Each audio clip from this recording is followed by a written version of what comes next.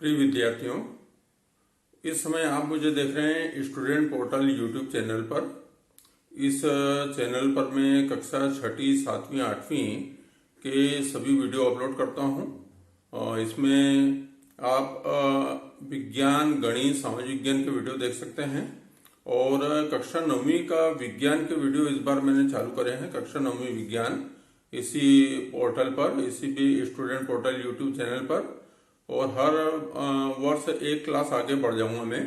अगले साल फिर 10th के वीडियो इस पर आएंगे, ताकि आप इस चैनल को छोड़ के आगे दूसरी जगह आपको ढूंढने की जरूरत न पड़े। तो आज हम पढ़ेंगे कक्षा 8वीं का गणित, अध्याय 5, आंकड़ों का प्रबंधन। और इसकी है प्रश्नावली 5.3। इस प्रश्नावली में 6 सवाल हैं और 6 ही सवाल इसी वीडियो में मैं कवर करूंगा। कुछ प्रश्नावली ऐसी होती है जिसमें सवालों की संख्या ज्यादा होती है, तो उसका वीडियो काफी लंबा हो जाता है। तो इसलिए उसको 2 या 3 टुकड़ों में उस वीडियो को या उस प्रश्नावली को तोड़कर वीडियो बनाना पड़ते हैं। तो इस वीडियो के नीचे जो सब्सक्राइब का बटन है लाल रंग में, उसको क्लिक कर दें, जिससे कि आप सब्सक्राइब कर लेंगे। और उसके बाद बेल आइकन के बटन को भी प्रेस कर दें, जिससे कि जब भी हम कोई वीडियो अपलोड करें तो उसकी सूचना आपको मिल जाए। और सभी विषयों की जो वीडियो है उनकी प्लेलिस्ट जो है, आप वीडियो के डिस्क्रिप्शन में देख लेना। जो भी वीडियो आता है उस वीडियो के नीचे एक डिस्क्रिप्शन बॉक्स रहता है, क्लिक करना पड़ता है। और उसके बाद में आप उसकी प्लेलिस्ट में उसके सारे वीडियो एक साथ देख सकते हैं। जो भी वीडियो आपको पसंद आता हो या जो देखना हो या सभी देखना हो तो वो देख सकते हैं। तो चलिए ये वीडियो स्टार्ट करते हैं।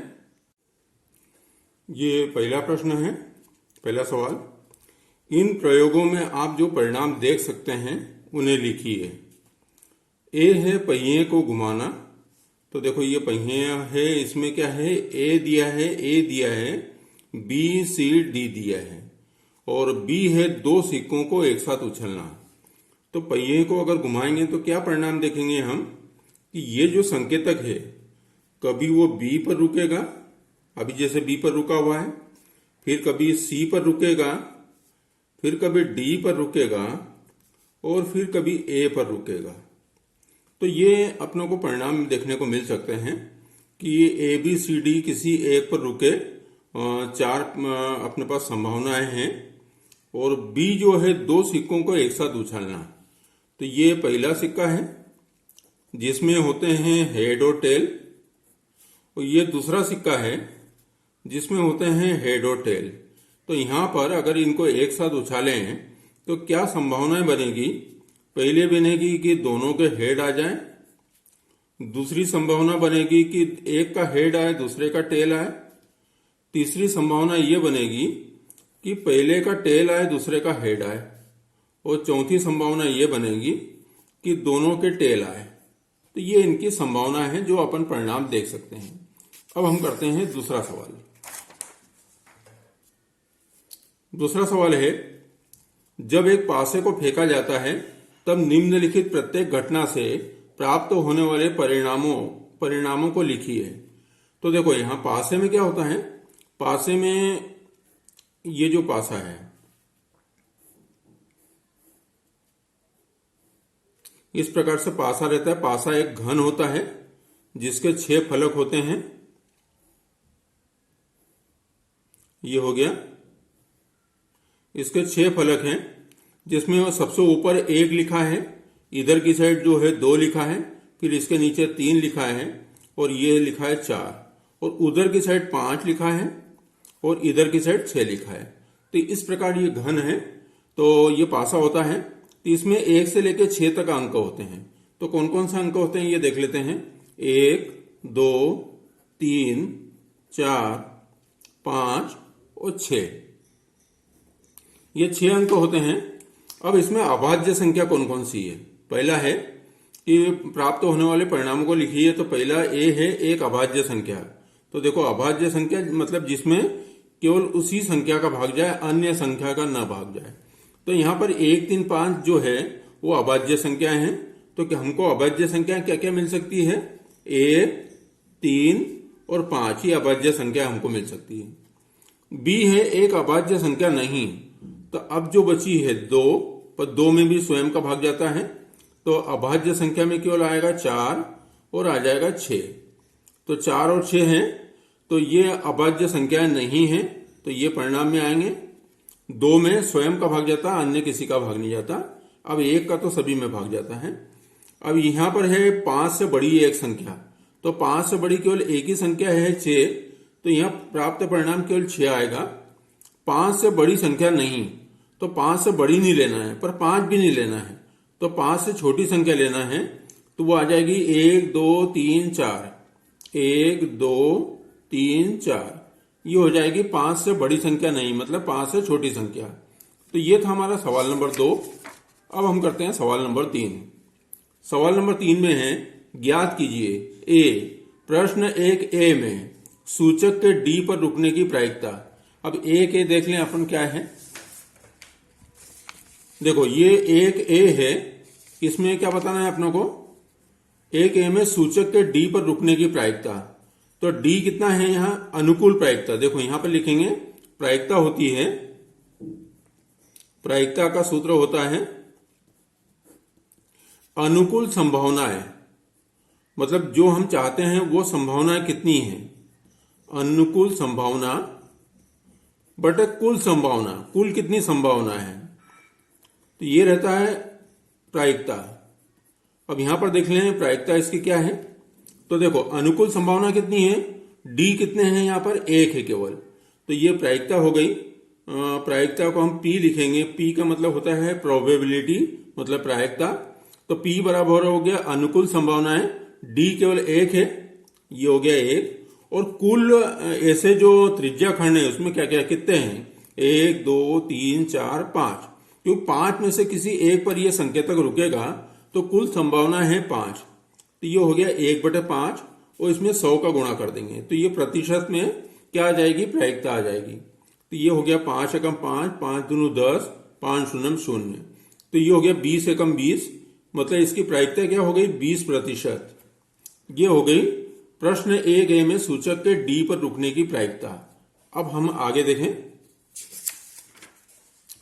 अच्छी प्रकार से फेंटी गई 52 ताशों की एक गड्डी में से, अच्छी प्रकार से फेंटी गई 52 ताशों की एक गड्डी में से एक इक्का प्राप्त करने की प्रायिकता। अब देखो 52 ताशों की गड्डी में 4 कलर के जो है पत्ते रहते हैं, और उसमें क्या होता है, ताश रहते हैं, उसमें इक्के कितने होते हैं, 4 होते हैं। एक इक्का होता है चिड़ी का, एक इक्का होता है काले पान का, एक इक्का होता है लाल पान का, और एक इक्का होता है बीट का या ईंट का। तो 2 लाल के रहते हैं और 2 काले रहते हैं, ये 4 इक्के रहते हैं। तो अपने पास ये प्रायिकता क्या होगी, P बराबर अनुकूल संभावना है, मतलब इक्का कितनी बार आ सकता है, 1 2 3 4, 4 प्रकार के इक्के हैं, तो ये 4 आ गया। और कुल पत्ते कितने हैं, ताश कितने हैं, 52 है, तो ये हो गया 52, तो ये गुणित हो गया 100। तो अब ये हो गया प्रायिकता, तो 4 एकम 4, 4 एकम 4, अब यहाँ 1 बचा, 12 हुआ, 4 3 12, तो बटे में 13 है। अब 13 से 100 को भाग देते हैं, तो पहले 10 में भाग नहीं जाता। अब 100 में 13 सते 91, 91 बचा 9, फिर हमने दशमलव लगा दिया कि 9 के ऊपर 0 हो गया। अब ये 13 सते 91 ज्यादा हो जाता है, तो 13 से 78, 78। अब 90 में से 78 गए, कितने बचे, ये बचे 12।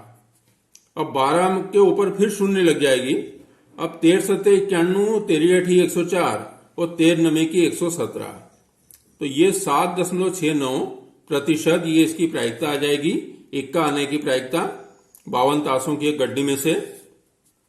सी है, एक लाल सेब प्राप्त करने की प्रायिकता दी हुई आकृति से देखिए। अब लाल सेब कौन सा है, देखो ये है, आर का मतलब दिया है इन्होंने रेड, जी का मतलब दिया है ग्रीन।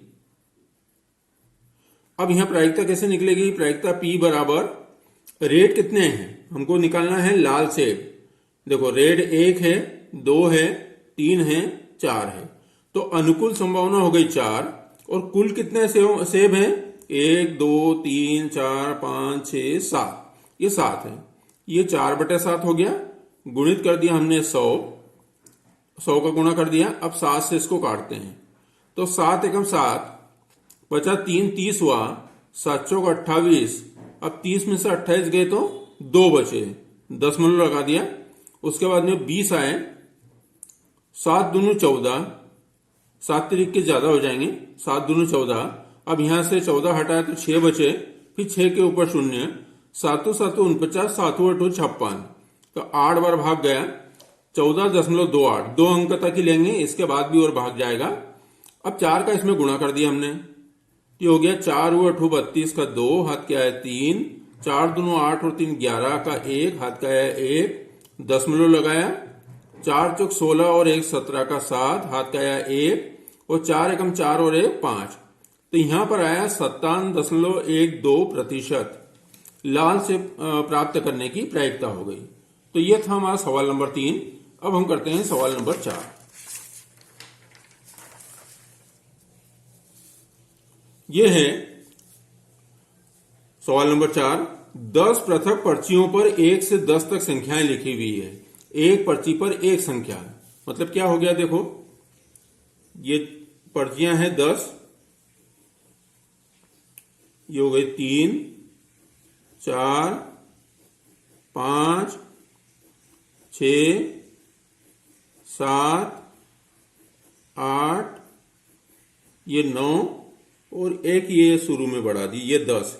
इनके ऊपर अंक लिखे हैं 1 2 3 4 5 6 7 8 9 और ये 10। ये 10 पर्चियां हो गई और प्रत्येक पे एक एक अंक लिखा है 1 से 10।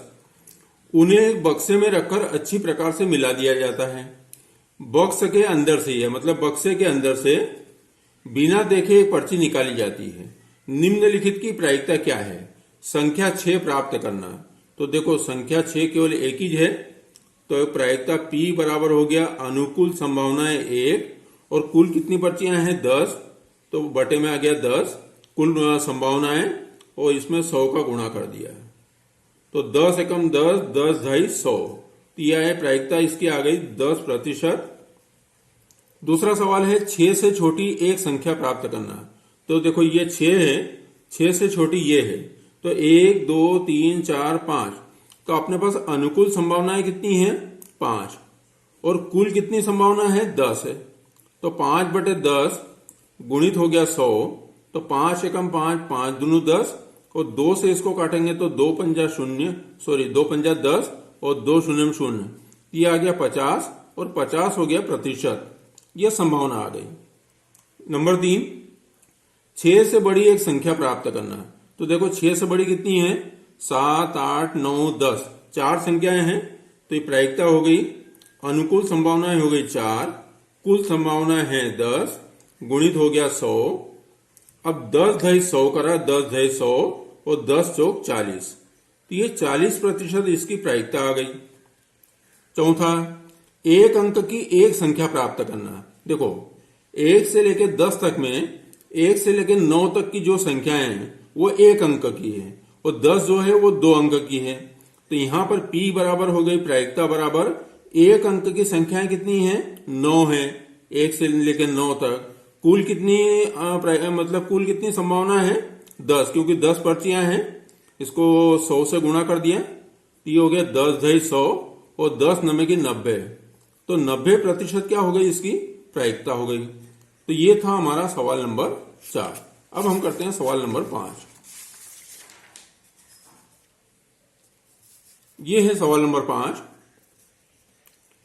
यदि आपके पास 3 हरे त्रिज्याखंड, एक नीला त्रिज्याखंड और एक लाल त्रिज्याखंड वाला घूमने वाला पहिया है, तो एक हरा त्रिज्याखंड प्राप्त करने की प्रायिकता क्या है?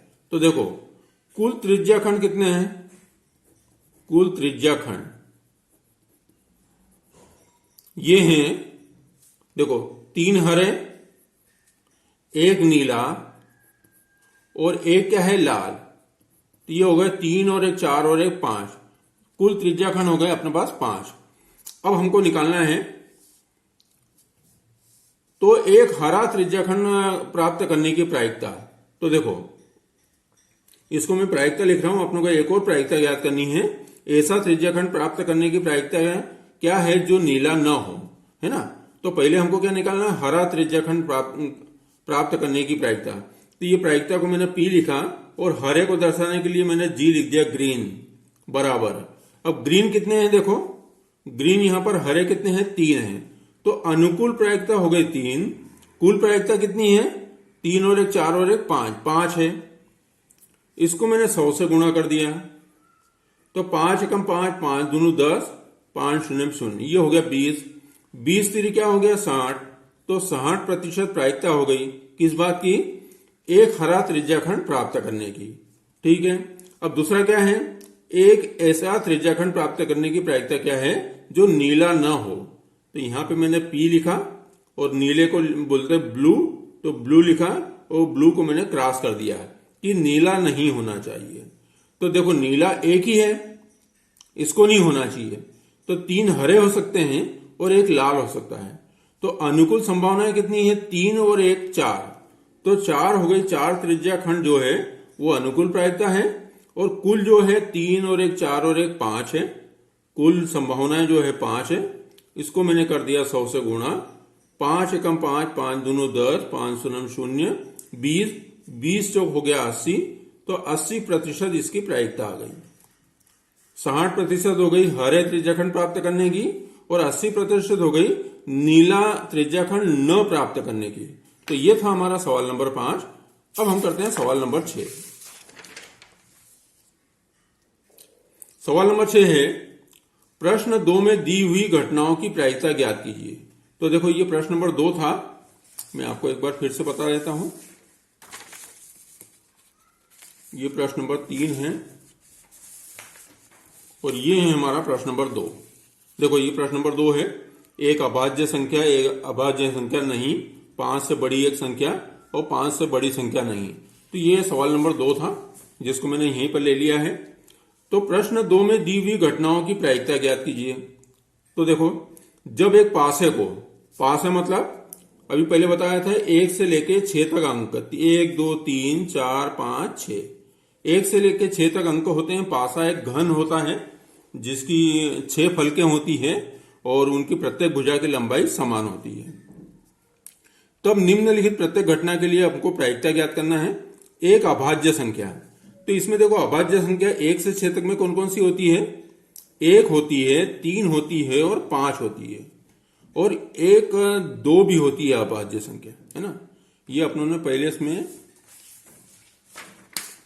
देखो यहां पर इसमें अपन अभाज्य संख्या यहां पर 2 भी है ना। तो यहां अभाज्य संख्या 2 भी है क्योंकि 2 में स्वयं का भाग जाता है और 1 का भाग जाता है, किसी अन्य का भाग नहीं जाता। जैसे 4 में 2 का भाग चले जाता है, 4 का और 1 का, तो 4 और 1 का भाग चले जाए और अन्य का भाग नहीं जाए तो अभाज्य संख्या। अब यहाँ 2 का भी भाग जा रहा है, यहाँ 2 का भी जा रहा है, 3 का भी जा रहा है, तो यहां पर एक अभाज्य संख्या में 2 भी आएगा। ठीक है, तो अभाज्य संख्या कौन सी हो गई, अभाज्य संख्या हो गई 1 2 3 और 5। तो अभाज्य संख्या कितनी हो गई 4 टोटल, 1 2 3 4। तो प्रायिकता हो गई अनुकूल संभावनाएं 4 है और कुल संभावनाएं कितनी है, कितने अंक है 6। तो लिखा 4/6 गुणित 100। तो यहां देखो 2 दूनी 4 और 2 तिया 6 और 3 से 100 को काटेंगे तो ये आ जाएगा 33.33, ये आया। और यहां पर इसका इसमें 2 में गुणा करा तो ये 66.66 आ जाएगा, ये आ गया प्रतिशत। एक अभाज्य संख्या नहीं, तो ये तो हो गई अभाज्य संख्या है। अभाज्य संख्या नहीं कौन सी है, 4 और 6 केवल, तो 2 संख्याएं हैं केवल। तो प्रायिकता हो गई 2, कुल संभावनाएं हैं 6 अंक है, गुणित हो गया 100। तो 2 एकम 2, 2 तिया 6 और 3 का भाग लगेगा 100 में, तो यह आ जाएगा 33.33, तो यह आ गया प्रतिशत। 5 से बड़ी एक संख्या, 5 से बड़ी केवल एक ही संख्या है, तो इसकी प्रायिकता हो गई अनुकूल संभावनाएं 1, कुल संभावनाएं हैं 6 क्योंकि 6 अंक है, और 5 से बड़ी केवल एक ही अंक है, केवल कितना है 6 है। तो 1/6 गुणित 100, तो ये कितना हो जाएगा, 6 से इसको काटेंगे तो 6 एकम 6, बचा 4 40 हुआ, 6 6 36, 40 में से 36 गए तो 4, 10 में लगाया, 4 के ऊपर 0 40, फिर 6 6 36 और इसी प्रकार आएगा 4 जाती है। तो यह 16.66% हो गया। इसकी प्रायिकता 5 से बड़ी एक संख्या की और 5 से बड़ी संख्या नहीं, मतलब 5 से छोटी। तो 5 से छोटी अपने पास कितनी संख्याएं हैं? 1, 2, 3 और 4। तो यहाँ अनुकूल संभावनाएं कितनी है? 4। कुल संभावनाएं कितनी है? 6। गुणित कर दिया हमने 100 का। देखो 6 को 100 से काटा था तो यह आया था 16.66। इसका मान आया था 16.66। तो अब इसमें 4 का गुणा कर देते हैं। तो 4 6 24 का 4, हाथ क्या है 2। 4 6 24 और 2 26 का 6, हाथ क्या है 2। 4 6 24 और 2 26 का 6, हाथ क्या है 2। 4 एकम 4 और 2 6। तो यह आया 66। 2 अंक के बाद दशमलव लगाया तो 66.64% ये इसकी हो गई प्रायिकता। तो ये था हमारा सवाल नंबर 6 और यही अंतिम सवाल है। तो यहाँ पर प्रश्नावली 5.3 पूरी होती है। इस वीडियो को देखने के लिए धन्यवाद। इस वीडियो को पूरा देखिए और पूरे देखने के लिए धन्यवाद।